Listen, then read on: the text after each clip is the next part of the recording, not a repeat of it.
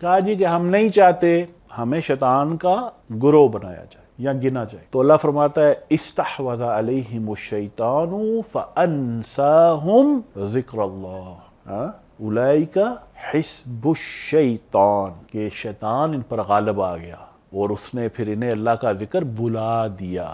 یہی ہے شیطان کا گروہ اور یہی ہیں گاٹے والے۔ گاٹے والے کیوں ہیں؟ کہ وہ اس حساب میں ہے کہ ہم تو ہدایت یافتہ ہے، ہم تو بڑی نمازیں پڑھ رہے ہیں، ہم تو یہ بھی کر رہے ہیں، ہم تو وہ بھی کر رہے ہیں، ایک چیز نہیں کر رہے اللہ کا ذکر۔ اور جب ادھر پہنچیں گے، جب ہمارے تو پاسے تو پلے تو کھ بھی نہیں ہے، تو اس سے گاٹا بڑا کیا ہو سکتا ہے؟ وہ بندہ جس نے پرچہ دیا اور انہوں نے کہا یہ بڑا زبردست پاس ہوں، اور جب رزلٹ آئے تو جناب سب سے نیچے، اس سے بڑا گاٹا ہو سکتا ہے؟ ایک چانس ہے بھائی، اونلی ون چانس۔ میری بات سمجھنے کی کوشش کریں، کیوں کہ یہ ہماری آخرت اس پر ڈیپینڈ کر رہی ہے، وہ زندگی جو کبھی ختم نہیں ہوگی، وہ اس ایک چیز پر ڈیپینڈ کرتی ہے۔ اب کتنی زندگی ہماری باقی ہے ہم نہیں جانتے، کوئی ہم میں سے جانتا ہے؟ نہیں جانتا۔ اگلی سانس لیں گے نہیں لیں گے کیا پتا۔ وقت کم ہے اور چانس ایک ہی ہے۔